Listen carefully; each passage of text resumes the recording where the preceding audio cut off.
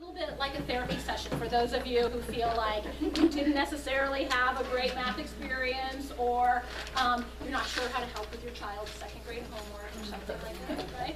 So we're going to focus our evening around these 5 myths about mathematics. And I just want to say that I don't really believe that you believe these things, but there might be just a little hint of some belief that lies somewhere for you in some of them. So just do a reality check as we go through these and think, do I believe that to be true? So myth number 1. The math that my child is learning is different from the math that I learned. Anybody believe that? Okay, you still believe it? Not anymore. Okay, not anymore. Here's the truth. It's the same math. It's just a different focus. Your children are going to learn to add and subtract and multiply and divide, to solve equations just like you did, but perhaps with a different focus than what you had. Did anybody as a math student ever learn something mathematically where you could find the answer, but you weren't really sure what any of it meant? Did you have that experience? And then at some point along the line you were like, oh, that's why when you subtract a negative number, it's like adding. Did we have an experience like that you're willing to share with us, where you could find the answer, but you didn't necessarily know? Does that make sense of it? Do you remember what it was?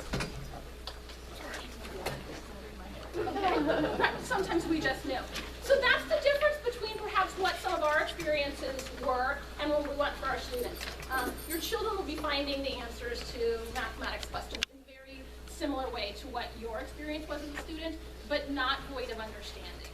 Really, the belief in this curriculum is that we want to build an understanding for these students. So we're going to look at a couple of examples today. I'm going to try as best as I can to share some examples with you today that your students, some of your students, experienced in the classroom, so that you can have a glimpse into their thinking as well. So this was in a 3rd grade class, and this 3rd grade class was thinking about this idea of regrouping, and they actually had moved on to bigger numbers, adding and subtracting larger numbers with regrouping, but we paused on some smaller numbers to see if they could use perhaps more than one strategy. So when you see this problem, do you hear your 2nd grade teacher's voice saying something? What is she saying? 2 plus 3 is 5. Then she's going to say 8 plus 9 is 18. There you go. She says carry the 1, right? Something like that. Exactly. And they're a little bit off, aren't they? Does that bother you? Me too, a little bit. See, your kids are going to line everything up slightly off. No, they're not. So we paused on this question, and I asked the students this: what do you know about the answer? Why don't you tell me what the answer is? What do you know about it? So they made some really good predictions. And they all solved it in the way that we would traditionally solve it. And then I challenged them, could you think about this in a different way? So they thought about what it might look like in a place value math. They were making sense of it there. All right? And then went on to think about this. All right, so now, remember what the original question was? 189 plus 93. Where did this come from? I think. They did. They took 20 from 1. So what do you know about a student? And in fact, almost this whole class of students was able to go there with this technique. What do you know about a child who can say, I know that 182 plus 93 is the same as 202 plus 73. What do you know about that child? What do they understand? Can they find the answer? Absolutely. Do they know some things about addition?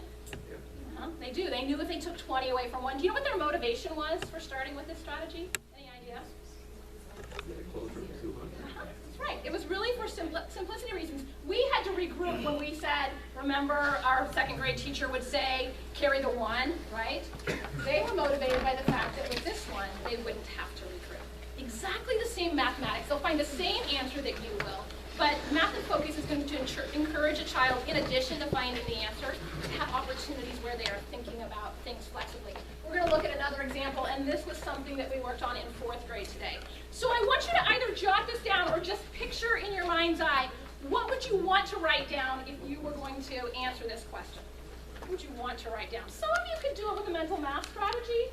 Some of you are going to want to keep track of something. All right. Does it look like this for anybody? Right. All right.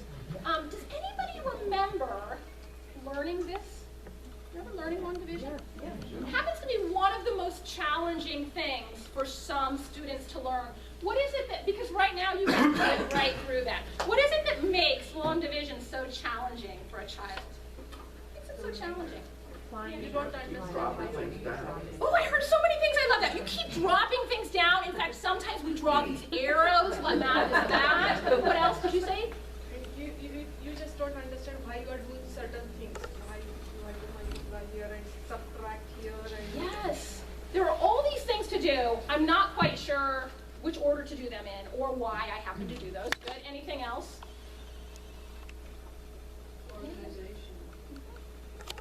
Really, it helps, it benefits me if I am organized in the way I'm keeping track of what's going on. So chances are there are some adults in this room that when we learned this, we memorized something. And maybe our teacher went to great lengths to get us to memorize.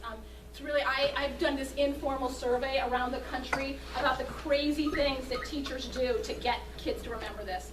So things like teach them a mnemonic device. Remember, divide, multiply, subtract, bring down. So teachers will say, we're going to remember the phrase, do monkeys smell bad? Divide, multiply. Okay, all right, yeah, maybe. But what is bring down? What math is that, right? Or I learned in Kentucky recently the long division dance. Who knew? The long division dance. I will not be performing it this evening. However, what's wrong with that? What's wrong with a mnemonic device or a set of dance moves to remember this? Because teachers do it with great intentions. And understanding. Right. It might help me find the answer.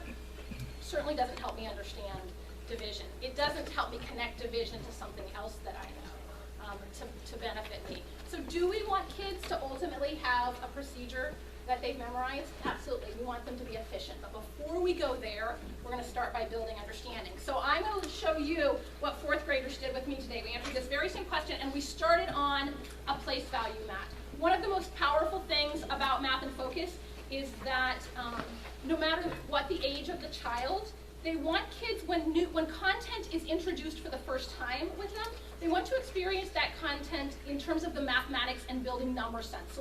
So for students to have a strong sense of numbers. And often that comes in the form of using some sort of a manipulative. So I'm going to show this to you virtually, but students in the class were actually building this. Okay, so remember our question, 525 heads of lettuce and 3 restaurants. Do you see the 525 heads of lettuce? You do. Do you see the 3 restaurants? I told the fourth graders today that I said to them, do you guys know what a head of lettuce is? And of course, they all nodded. They knew what a head of lettuce. And I said, I did this question with a group of students recently, and a little boy in the class said, heads of lettuce? Head of lettuce? And I was kind of horrified. I thought, that child's only ever seen lettuce in a bag. So I will never talk about this question again without picturing that little boy. And I reflected on it after the fact, and I thought, my own kids think that carrots really are like this. So anyway, good job, parents. They know what a head of lettuce is. Where shall we begin? Where should we begin?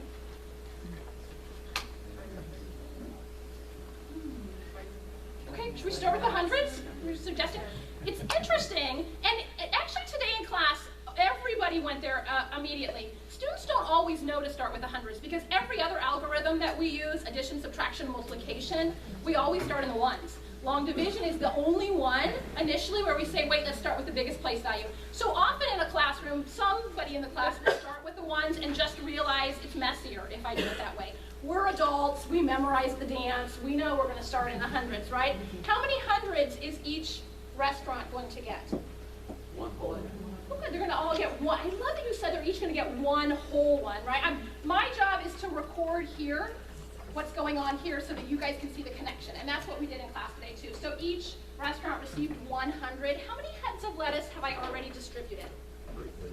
300. Oh, okay. Oh, see, you corrected yourself so quickly because your friend said 300, right? Some of us thought 3 because this is what we would have written down, when in fact this is really what we distributed, 300. That is how many are left over? Good. 200, 10, 5 ones. Do you see it? Okay. So your friend said earlier they can all get one whole 100 because he knew we'd have these 2 left over. Any suggestion as to what we should do with those 2? I love that. Okay, your students knew that today too. That one way to build, or another way to build 200 is with 20 tens. So how many tens do I have now? 22 tens. All right, so we can see them there. We can count them. Do you see the 22 tens here? So I want you to imagine with me for just a moment that there is a student in our 4th grade class who doesn't know that 3 times 7 is 21. It's possible, right? What is that child going to do in this situation? They're not sure how many. Yeah, you just did the motion. They're going to deal it out, aren't they? 1, 1, 1. So one of the challenging things that is common to almost any algorithm is that for a child who doesn't have strong fact fluency, they're investing so much cognitive energy into 3 times what is 22 that they really often don't have time and space to make sense of the big idea, which is long division. And so it's one way that a manipulative will benefit them in this situation. It also builds in some understanding behind that fluency. In fact, I watch kids do this today. The first time where they deal them out 1, 1, 1, they're not going to do that the second time because they realize that was completely inefficient. So the next time they're at least going to say, I know I have enough at least for 5 to go in each of these groups, or whatever it happens to be. It's not going to keep them from learning their facts. It's going to build in some understanding behind that while they eventually move towards memorization of those facts. We memorized our facts, right? We know that each restaurant is going to get how many 10s? 7. How do you know these are 10s, by the way, here? That's a horrible 7. How do I know those are 10s? Yeah, it's in the 10s list. Good. So 3 groups of 7 10s are how many 10s? 3 groups of 7 10s are 21 10s. What's another name for 21 10s? Yeah. So here's what it looked like when we built that, right? 210. You see where we're going from here, right? Okay. And then last step, we regroup one more time. We have our 5 1s. Here's what I want you to do. Turn and talk to a friend, or the person seated next to you. If they're not your friend, shake your hand, introduce yourself. And I want you to take a moment and make some connections. Connect what you see here with what you see there, okay? You did not look very enthusiastic about that.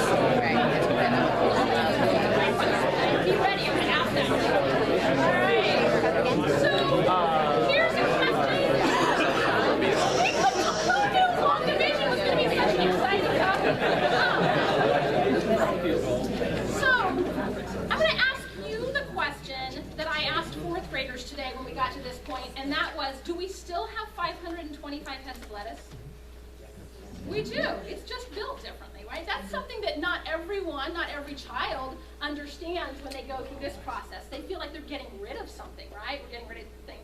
We're not getting rid of anything. We're building it in a different way so we can divide it evenly, right? They were able to extend their learning as well. I asked them, what would we know about the situation if the farmer had 527 heads of lettuce? What would have happened? You know what they decided? You'd have salad for dinner. Right? So your friend is asking a really interesting question, and here's what I'm going to just put some words in your mouth. Here's what he's implying with this question. Is this where we want them to end up? What do you think the answer to that is? No, that would be embarrassing. If your kids, it would be, wouldn't it? If you said to them, boys and girls, before you go to 5th grade, take this little baggie of chips. Right? High school teachers, you good with that? Carry the chips around. The writers of Math and Focus value 2 things, and they value both of these equally. So one of them is never more important than the other. The first thing they value is conceptual understanding. Do you understand the mathematics? That's this. The second thing that they value is procedural efficiency. Do you recognize the most efficient way to answer this question? Right. Some of you might be able to convince the rest of us that there's a slightly more efficient way, and eventually it is difficult when a child already knows this, but they don't have this in place. And so some of your kids will be in that place this year, perhaps in subsequent years, and it's just something to acknowledge that there's an importance in both of those things. It would be difficult for us as well if we knew how to find the answer to make time and space to be able to understand it in this way.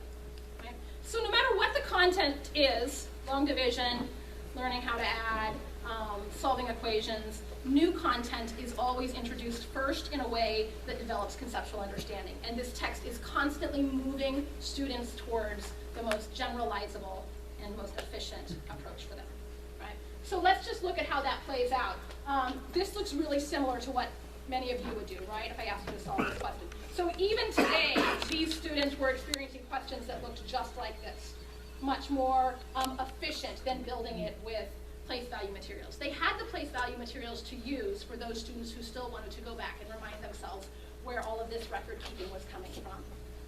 More than just being able to find the answer, we want students to be able to think flexibly about the content. And so, not today, but in coming days, students will also be asked questions like this. Fourth grade parents, write this down quick, because this one's coming up. You're going to write it down. Right? What do you know about a child who can answer this? They recognize the connection between what they know about subtraction and what they know about division. I always say a question like this really separates the men from the boys, because what are some students going to do? Down the margin of their page, they're going to say 2,560 minus 8. Minus 8, minus 8. And pretty soon say, that's going to take a long time for me to get there to that answer. Right? Okay? Children often don't think flexibly about mathematics because we don't put them in situations where they need to frequently enough. And so Math in Focus will frequently put a child in a situation where part of what they're expected to do is to use what they know and apply it to something that looks a little bit different and unfamiliar. So here's another example of question. It's your homework for tonight. So same mathematics, a different focus. Myth number 2. Success in mathematics is primarily determined by innate ability. You believe this if you have ever said at home, sorry honey, you're just going to have to wait till your mom comes home to help you with your math homework. Right? You've never said that, have you? People used to believe this, actually. Now we know it's not true. That there are some children whose brains are wired a little bit differently than others. Some children that might work at achieving mathematical understanding a little bit longer or harder to achieve something, but that every child is capable of success in mathematics.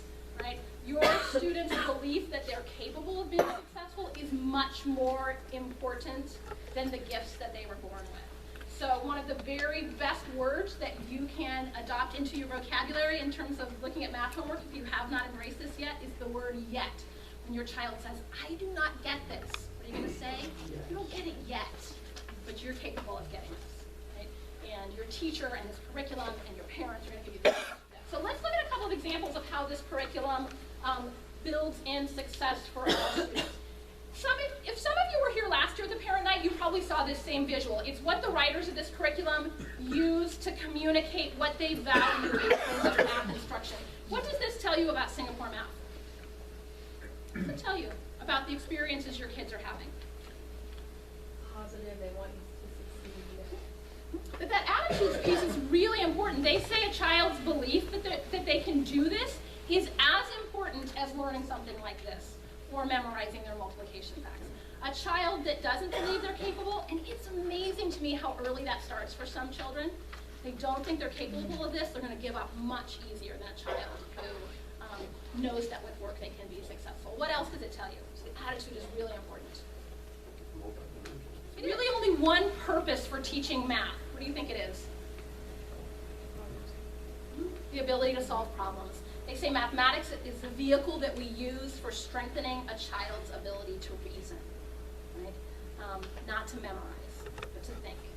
We all want that for them. So let's look at a couple of examples of how that happens. This is an example from a second grade class. Your second graders are just beyond this chapter right now, where they're asked to do what many lessons in Math and Focus ask a child to do, and that's to engage in some error analysis. Do you think this is right? How do you know it's right? Could you prove that? They're also engaged in many situations where they are thinking about math both in and out of context. Teachers are asking questions like this. Are you sure? Questions like this. How do you know? I would encourage you to ask those same questions to them at home. What do some kids do almost immediately when the adult in the room says, are you sure? What do they do? They erase. Yeah, they immediately erase. There's some really interesting current research that talks about how kids know that they are correct when they've answered a math problem. And overwhelmingly, kids said one reason they knew they were correct. What do you think it was? They're waiting for a cue from the adult in the room. Somebody to say, way to go, smarty pants, or whatever. We want them to know they're correct, so there's nothing wrong with praising a child for working hard on something and being successful, but we want them to know that they're right because they can justify their reasoning, not because they're waiting for us to give them a little slap on the shoulder and say, awesome, good work. All right? So we're going to try a technique together that is another way that the writers of this curriculum support a child to have the tools to succeed in challenging situations. Everybody take a deep breath. You ready to try? So I'm going to ask you to think about, there you go, I love that. Zen going on up here in the front. We're going to try two different questions. So we'll just get warmed up with the first one, and then I have a different task for you on the second one. Here's what I want you to do. So the writers of this curriculum really believe in the benefit of a child's ability to visualize. So when they're placed in a mathematical situation, can they picture what's going on mathematically? We know that benefits students as readers and writers. What we're learning thanks to Singapore is that it benefits students in mathematics as well. So I want you to just solve this in any way that makes sense to you. So you can write something down, you can do it in your head, you can look at your neighbor's notepad, whatever works for you, give it a try.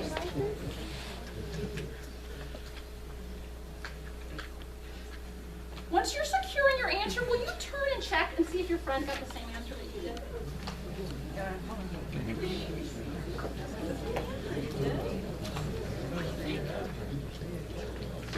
How'd you do it? How do you know? Thank you. 27. They're so accustomed to like not really Yeah. and you ask them, they're like, well, I know because from the Yeah. Why don't you start with these typically? I don't mean to be more how you try. So what that tells me is that you recognize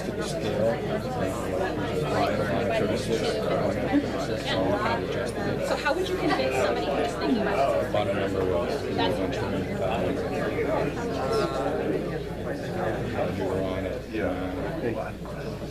Okay, true confessions, right? This is supposed to be brave.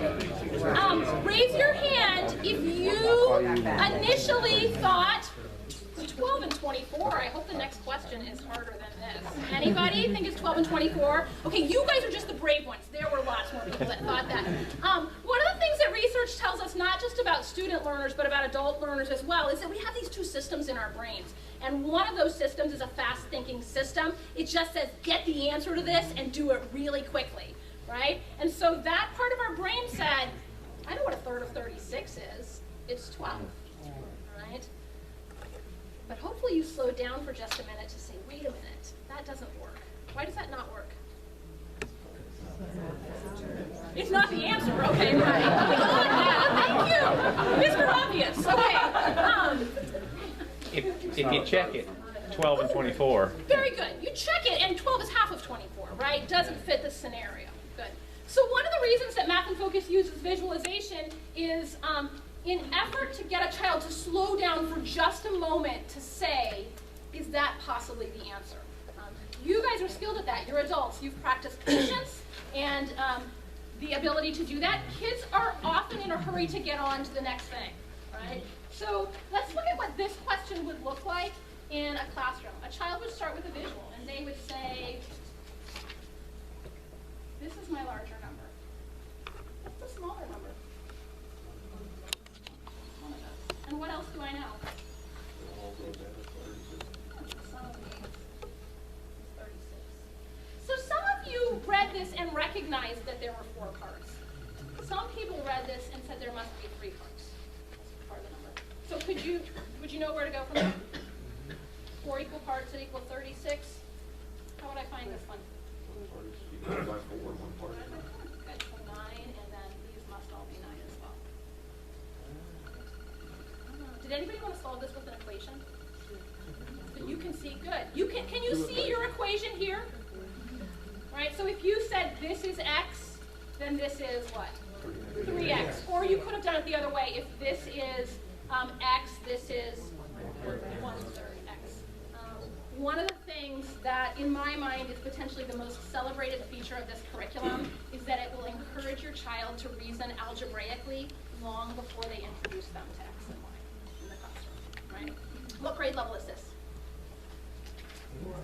It's kindergarten.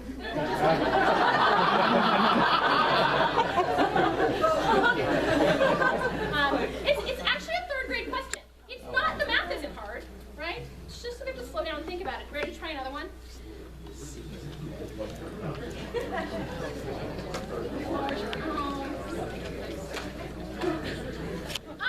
Here's what I want you to do on this next one. So I'm going to just invite you to solve the equation for those of you that want to write the equation, or solve it with a bar model for those of you that are feeling a little empowered with this technique now, and then maybe compare with somebody around you, okay? Here it is. This is the question that I worked on with 3rd, 4th, and 5th grade teachers this morning. We talked about this. So give it a try, either with an equation or solving with a bar model.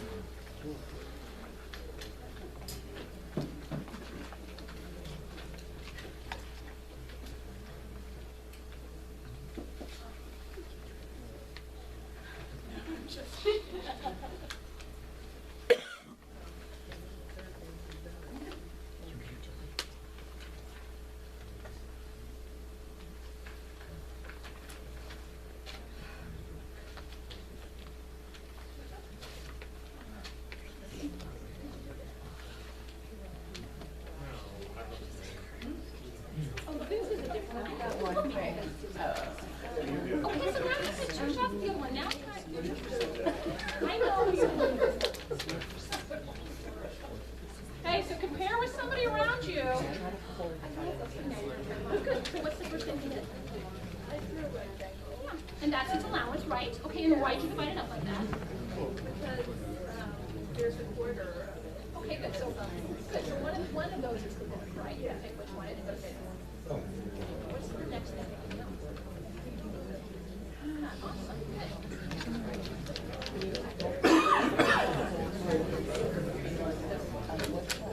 What do you say that third of the row is? Okay, so keep going from there. So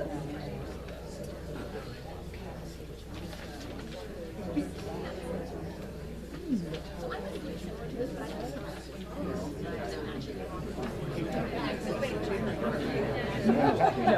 not right there.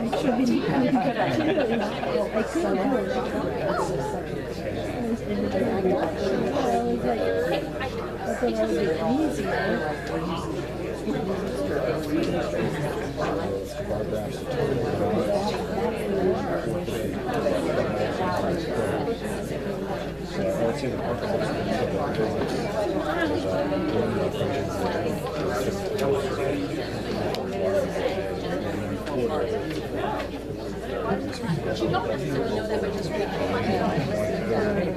All right, so it is math. You're doing math. She said, I think this is easier than math. Were you expecting this to be a different parent session tonight? All right.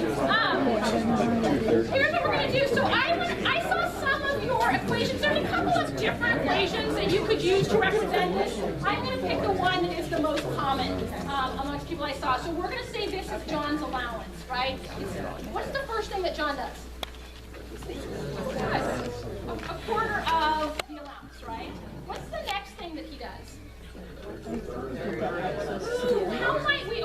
third of the remainder. So it's not a third of x, it's a third of what?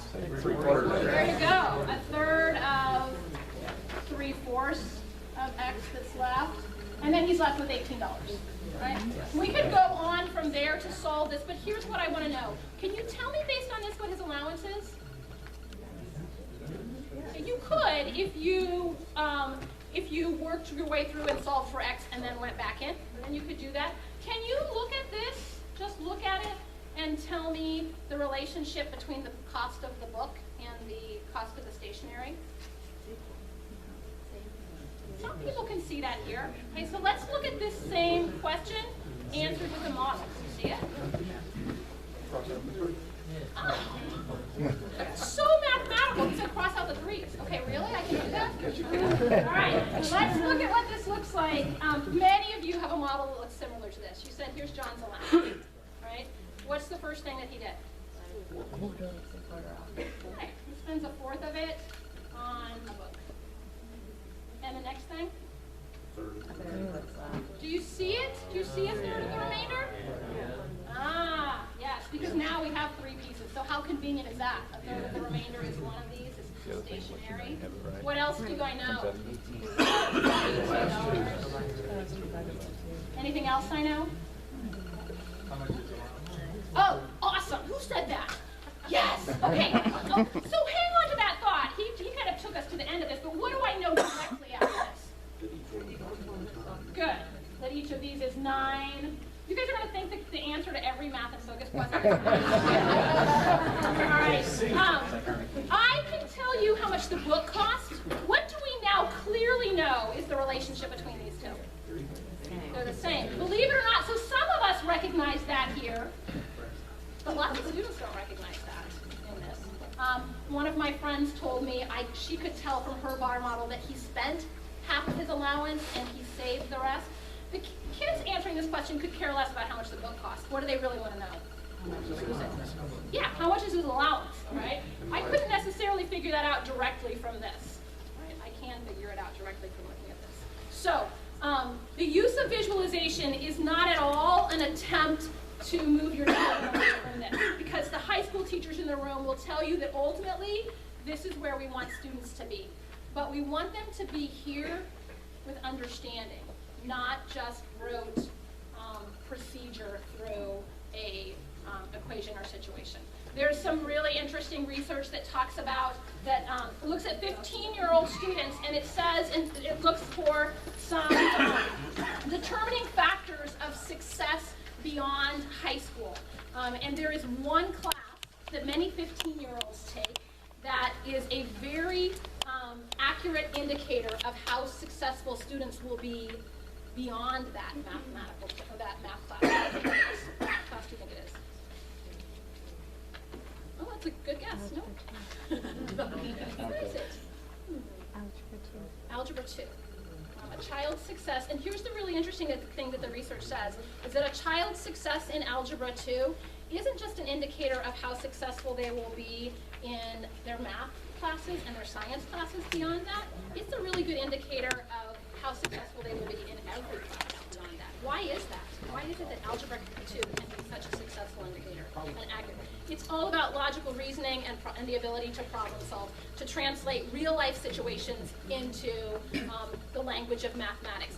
That doesn't start for students, or it doesn't happen as successfully for students if we wait until they walk into middle school to see algebra for the first time. Math and Focus is going to ask a child to be thinking algebraically long before they teach them algebra. Oh, I have a question for you. Yes. So here's a challenge. So I come to you and say I'm in the class, and I say I tried that problem, was great, but I swapped the stuff around and I can't do it anymore. So instead of having a quarter first and a third later, now nothing works. What would you say to that student? So there was something really, so this did not happen with students today, but it did happen when we used that question with teachers. And one of the teachers said, I want to start at the end, that this makes more sense to me if I start at the end. So I'll tell you what she did, and this is really what I would expect a child thinking about it in that way to do as well. She said, I'm thinking about the fact that he spent a third of the remainder, and then there were 2/3 of the remainder left, right? And so really her model didn't start here, it started here by thinking about those thirds. And she said, okay, part of this was a stationary, and then this was the part that was left. So you still end up with 2 equal parts that are equal to 18, and then this is that other third. And so then she just backed it up on the question, and she said, what happened before I had 2/3? He had spent 1/4 of it. So what would that look like in the context of this question? So she really just reversed the way that we walked into this question. I would want a child to be able to do that and use a model to articulate their thinking. Can every algebra question be answered with a bar model? No. Not a chance. That is not the goal. The goal is this, that kids are flexible and that they have meaning behind what they're doing, not just in algebra, but in other situations as well. So one of the techniques that this curriculum is going to use is the power of visualization. Can your child describe what's going on mathematically using some sort of a visual? Not any sort of a visual, but a visual that is generalizable, which this one happens to be. So we're going to look really quickly at a first grade lesson, because there's one more way that this text really works to build understanding for students, and that is through systematic lesson structure. These lessons are carefully designed. So we're going to look at a first grade lesson that has to do with number patterns. I want you to see what the experience would look like for a child in the classroom. So they would begin not by looking at this picture, but by building. They're starting with some sort of a concrete material, and they're thinking about building patterns, numerical patterns, using connecting cubes. So the teacher would build one, the children would build one, they'd be describing it with mathematics. That's where they begin. Right? Then they're introduced to some language. So they're not going to see this picture, they're going to hear this language, they're going to use this language in the class. They're going to be describing their pattern using words like more than, less than. Can you describe one situation in more than one way? Right? And layer onto that. Okay? So very conversational in nature, very concrete. Students aren't looking at a picture of the manipulative, they have the manipulative in their hand. Then they're asked to do some practice. Now I'm going to tell you I skipped a little bit of the practice for you, just in the interest of time. Okay, but ultimately in this lesson, here's where they end up. Pretty straightforward, right? Can build it. So do you see the scaffolding that's taking place? That questions 3 and 4 are slightly different than 1 and 2? That's that movement towards efficiency. I don't want a child to have to build it every single time. I want them to be able to hold a picture in their mind's eye or understand the concept well enough. They can answer those questions without seeing the visual. And move on to this. What do you notice?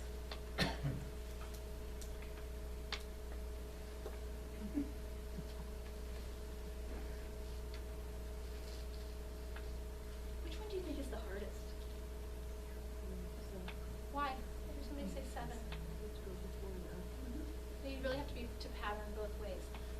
Gone are the days of a teacher introducing something and having a child answer 20 questions that all look the same. That doesn't help our children become flexible in their thinking. So one of the things that Math in Focus will do consistently is to teach for understanding and then put kids in situations where they're required to think flexibly. They can't just pattern in one direction, but they understand the concept well enough to start on either end, to pattern forward, pattern backwards, right? And they go on to this. So remember, we did that lesson at warp speed. But this is our goal. Our goal is that kids take enough away from a lesson and conversation and working with manipulatives that they can respond to variation. Myth number 3. You're going to insert your child's name. It's okay if Olivia, I'm sorry if your child's name is Olivia. Don't take offense to that. It's okay if Olivia is successful in math. He or she probably will not pursue a math-related career. Our parents thought that. Here's the truth. It's not okay. There are no jobs in existence where you don't have to be able to think and reason logically. If those jobs do exist, you do not want your child to have them. So it's not just about the love of mathematics. Of course we would want them to have that, but more importantly, we would want them to be able to reason. And again, use mathematics as a vehicle for doing this. So just quickly, a few things that Math in Focus is going to do to help your child arrive in that situation, or for them to believe not only that they're capable of the mathematics, but also that they are a strong thinker, problem solver, or reasoner. This text, so you've already seen multiple examples tonight. This text is going to see like how to find the average or the mean. Do you remember that? And probably your teacher asked you a bunch of questions like, here are these 5 numbers, find the mean. And so over and over and over again, what did you do? You added them, you divided by 5, you divided by 6, or whatever it happened to be. Maybe occasionally she threw in one with a real twist where she said, here's the mean, and here are 4 of the numbers. What's the 5th one, right? Okay, still pretty low cognitive demand. So kids are going to have some questions like that, but they're also going to have questions like this.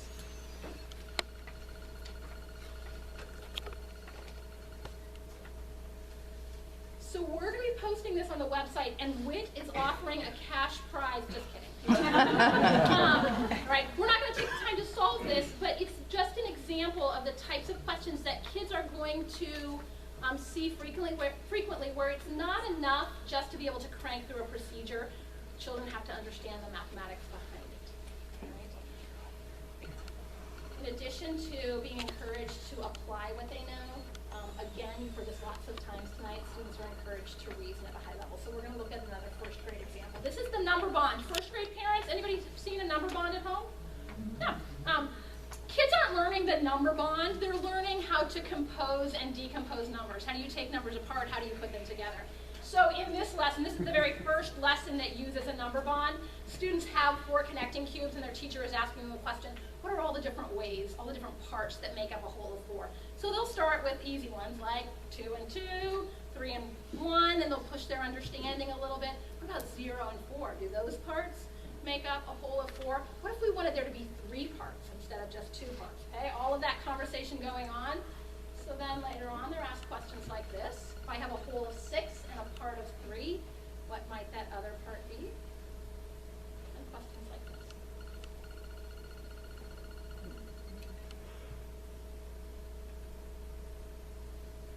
So once you've decided what the heart is worth, turn to your friend and quickly tell them, what do you know about a 6-year-old who can answer this question? What do you know about a 6-year-old who can do that?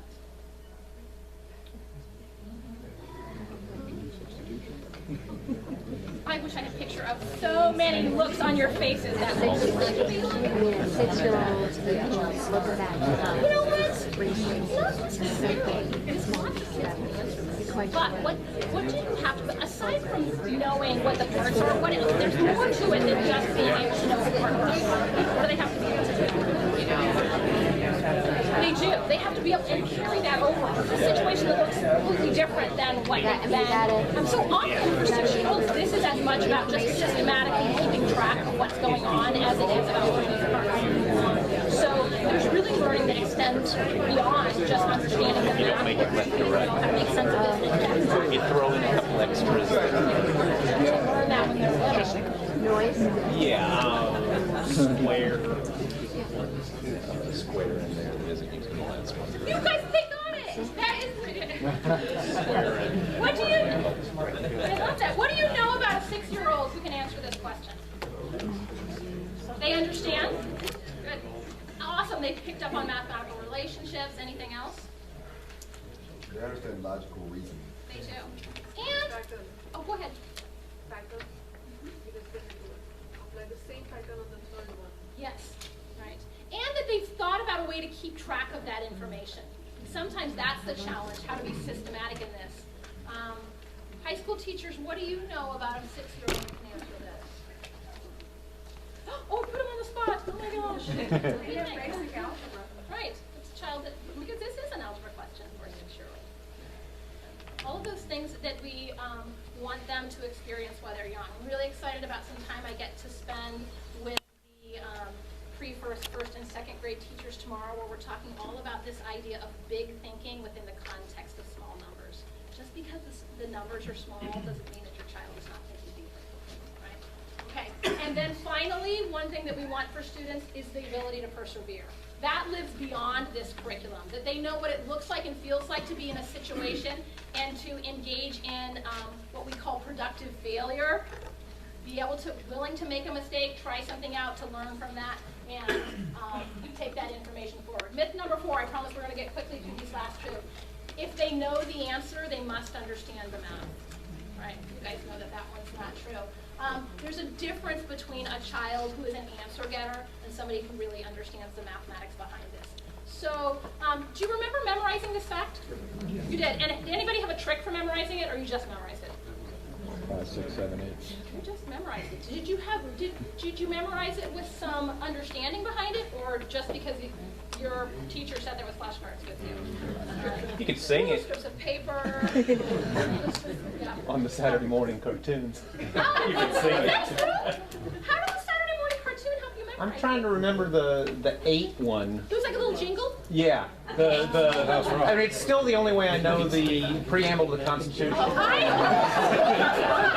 that. Okay, if you remember that, I'll remember the long division dance, and we'll put them together. All right. Do I want a child to know that the answer is 56? Absolutely, but that's the icing on the cake. Before they get there, we want children to have made sense of the mathematics behind this. The very first multiplication facts that your students are going to learn are the 2s, the 5s, and the 10s. Why start there, the 2s, the 5s, and the 10s? They're so easy. They can visualize them. Most 5-year-olds can identify by 2 and 5 and 10. If I know my 2s, my 5s, and my 10s, how do I know the answer to this?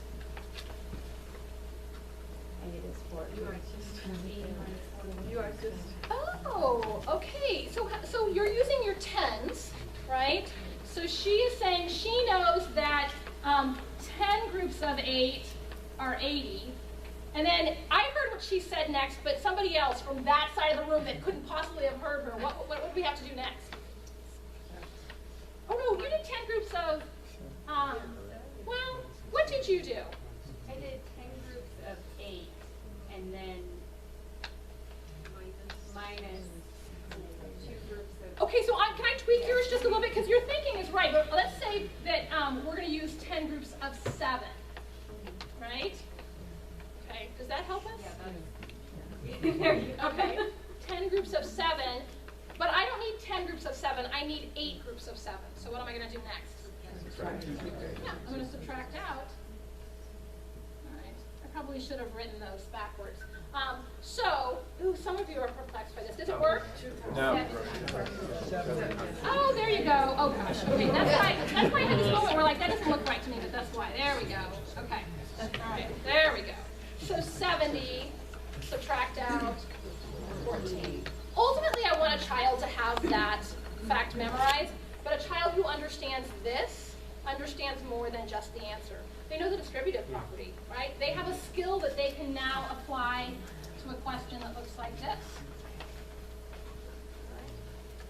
So yes, we want your children to get correct answers, and we want them to be efficient about doing that. And we also want them to understand the mathematics behind those answers.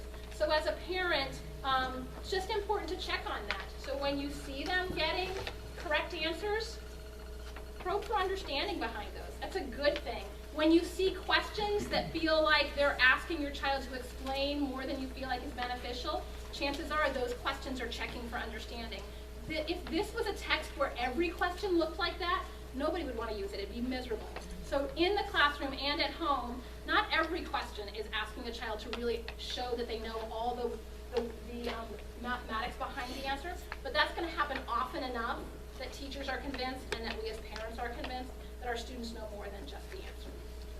But is that going to lead to memorization? I mean, using that in a problem, it's going to take so long to go. So I got 10 groups of 7 and 8. You know, put the groups together, come up with that answer, come up with another answer. Ultimately, it is a disservice to a child that doesn't have some fact fluency. It really is. They're investing so much energy, cognitive energy, in this whole process. It's hard to move forward with the new learning. So this curriculum, yes, will lead to a child having memorization. They're just not going to start there. They're going to start by layering and understanding, because there are probably 5-year-olds in this school that could say, I know 7 times 8 is 56, right? They heard their older sibling talk about it, or they memorized it over the summer. It's hard for a child that has the answer, again, to value this piece. So we're going to get them there, but we're not going to start with them memorizing it. If you have already had your child memorizing the multiplication facts, they're in trouble. No, they're not in trouble, but just know the text is going to encourage them to show both. And you find the answer, you have understanding behind it. We would never want them to have to do this, to know what 7 times 8 is. We would want them to know the distributive property. We would want them to know how to apply it to a situation like this. Last myth, very quickly, and then we're going to open up for questions. Oh wait, I passed the myth, and the myth was my role as a homework helper has ended. That's a myth. It hasn't ended, it has changed. So I'm just going to give you some really quick techniques to that. The first one is, instead of starting by saying, hand me your pencil, I'll show you how I learned that, begin conversations with your students by asking them a question. All right? Ask them a question like this: did you use a visual or some sort of manipulative in class today? All right? Ask them a question like this: how is the question that you're struggling with, how is that the same as the one that you could answer? How is that different? Right? A child who can compare two questions, their similarities and their differences, is well on their way to unlocking how to deal with those differences. So watch them as they're working on homework and look for those places where they get stuck on something. What changed in that situation? Right? Ask them this question: what might be a good place to begin? And often it's just the getting started that is challenging for students. The writers of this curriculum only say one thing about homework, and that when a child brings something home, they've already shown in the classroom that they were ready to be independent with that. So that alone really changes your role as a homework helper. If you consistently see your child coming home with things that they're not ready to be independent on, then that's worth a conversation with your child's teachers. There are lots of factors that play into that, right? They're tired and they're hungry and they don't necessarily want to do their math homework. They want to go outside and play soccer, something like that. So take into account those other factors as well, and also know that this curriculum is new to teachers as well. So they're not going to be perfect on that right now. We wouldn't expect them to be. So sometimes things might come home that kids weren't completely ready to be independent on. But if you find that consistently you have to step in and reteach for your child in homework, it's a good time to have a conversation with your child's teacher. So start with a question. Know what your resources are. So they use a textbook in class. There are resources available online. Let the school talk to you about how you might access those. But a really good next step, if you feel like you consistently are supporting with homework, is to take a look at their textbook. All right, either electronically or come into the classroom and take a look at it. You can trace lessons and how things were taught in that textbook. And then last but not least, your very best resource is your child's teacher. This is not a teacher at the school, you know this, right? It's a random person that I found online. However, I'm just going to say, if he did teach here, I would like to request it my child. Principal's a lot better.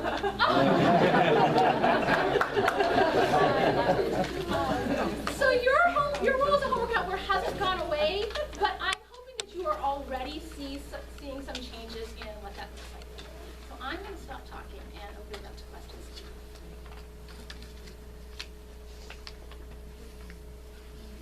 I was going to say, this will be the first time ever for this question. Yes?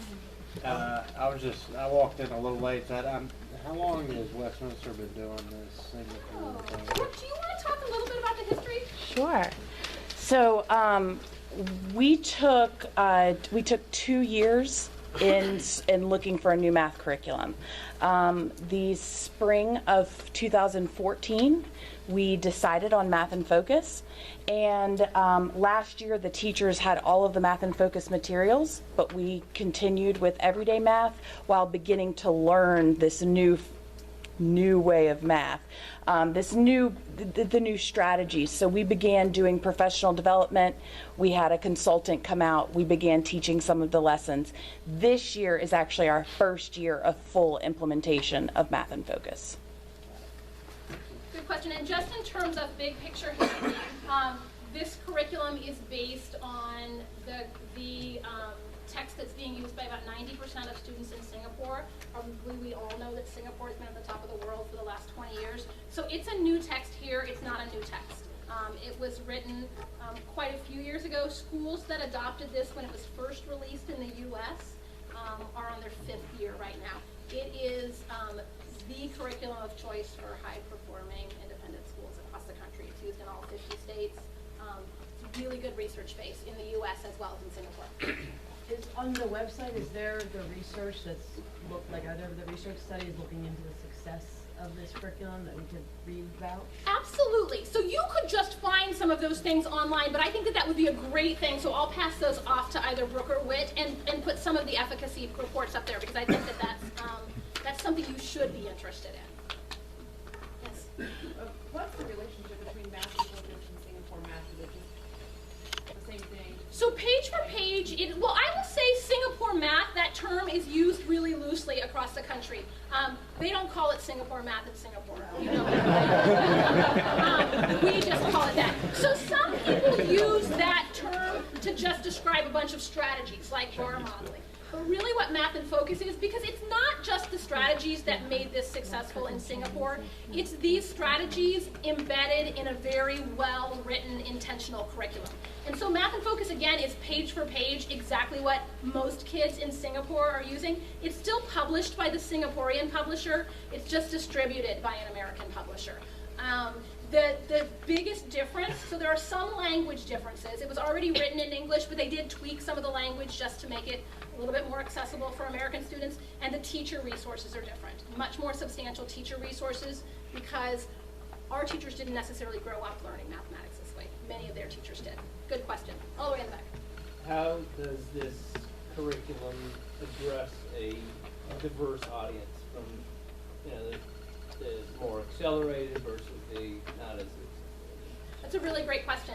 And I'll answer that question first from my own personal experience in the classroom, and that's something that I always struggled with as a teacher. How do I meet the needs of a child who is thinking about this content potentially a year or 2 years ahead of their peers, and a child who's still using the place value chips to answer the long division question?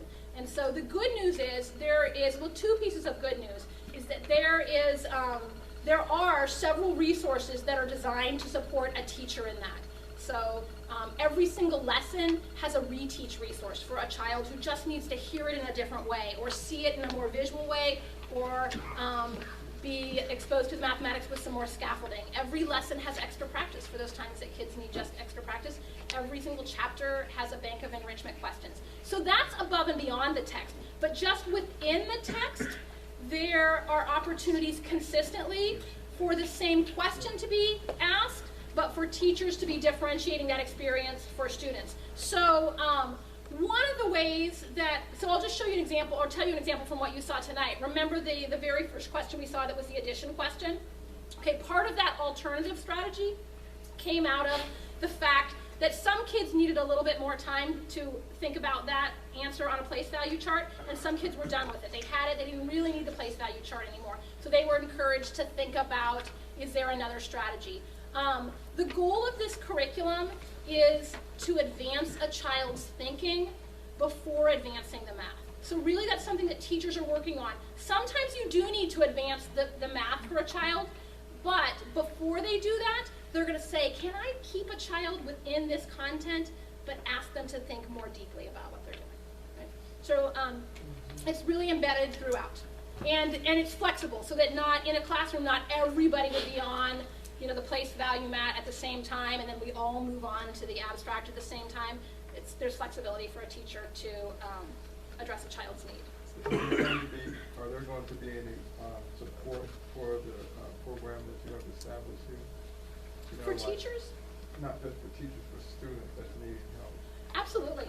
In fact, I was just complimenting Whit and Brooke earlier on really the amazing job that they've done of making sure that happens. So that really, that they've been very intentional. The school has been very intentional about making sure that kids on both sides of that are having their needs met. So will that be listed on the website? Sure, and I think what Shelly's referring to is one of the experiences that we had her take a part in today was our goal experience. So some of the different math groups that are reflected in terms of the students who both need to be challenged and also those who are experiencing challenges. And a lot of that is based on the data that we received from our instruction with the Math in Focus program, but also with some of our other standardized testing and things of that nature. So it's a triangulation of that data that kind of gives us a greater look into where the student needs are. And we have sort of built-in program through goal that allows us to address both ends of the continuum. There's also something that I'm talking about with teachers this week, and they will continue to ask questions about that and be supported with that. How do I meet the needs of all of these different levels in my classroom? I'm going to come back. So we're 2 months into this now, and I have a 4th grader, and I've seen the questions coming home. I think I have to start seeing those. So partially, so that's not completely surprising to me, because sometimes that experience is happening in the classroom and is not translated home. It it would be translated home more readily if your child were struggling with it in the classroom and just needed more time with that manipulative. But that's a great question, and as a general solution for everybody with that, there's nothing magical about a math and focus manipulative. It is really what that manipulative is communicating. So for example, I showed you the place value chips, right, for long division, but the fourth graders that I worked with today were not using those place value chips. They were using a place value mat, but they were using completely different chips, because there's nothing magical about those colors, right? It's about where that chip is and how it communicates what's going on with the mathematics. I was with a group of students recently they were experiencing multi-digit multiplication in third grade for the first time, and they were using a manipulative, and similar to what you saw, and a little girl stayed after class. She needed a little bit of extra time and attention with it, and I was coming in as that student was leaving, and her teacher said to her, "Jennifer, are you going to be okay with this, because you don't have place value chips at home?" And she said, "Yep, I'll use Fruit Loops." Okay, so I share that to say that you might not see the manipulative come home. You might, if a teacher sees that would be beneficial for your child, but they're not magical manipulatives. It's really about communicating what's going on in terms of place value, and we all have things in our house that we could use for that. Okay. Really good question. Yeah, I'm not sure whether this question is from the school. Okay. We are going to continue with this Singapore math philosophy until 5th grade. But once the child goes in 6th grade, I'm not sure that we are really following Singapore math philosophy. I think we are going more towards the traditional way of thinking. Though I want the Singapore math to grow up to high school level, so I'm not sure. It's a good foundation, right? But I'm not sure that whether children will struggle to go back to traditional way, or I don't know. So I'll tell you what I know, and then I would encourage you to talk to Brooke or Whit about that further. And that is that middle school teachers are already part of the conversation of what's going on, because they're going to have students coming into their classroom very soon that are thinking about this in a different way. And we would want to continue to support them with that. It doesn't have to be that they're using the curriculum, but at least teachers are embracing some of the strengths of what they've experienced. You have two high school teachers here tonight, which I think is awesome. So math and focus does go all the way through 12th grade? In Singapore, it actually goes all the way through, believe it or not. In the U.S., math and focus has only been released through the 8th grade, and here's why. In Singapore, they have a very integrated approach at the secondary level. So that means it's not like you have an algebra class, a geometry class, an algebra 2 class. You really have a more integrated approach where kids are doing geometry and algebra simultaneously. So you have a math 1 or math 2. And just most American schools are not teaching high school math in that way. I do work with several independent schools that use an actual Singapore text at the high school level, because they've had this very same experience. Their kids are using math and focus K-8, and they want to continue that. You know what, there are, absolutely that's true. There are some, I'm going to say constraints or celebrations or whatever it is that we want to adhere to, that you just have to be open-minded about some of those things. And so certainly that is worth noting.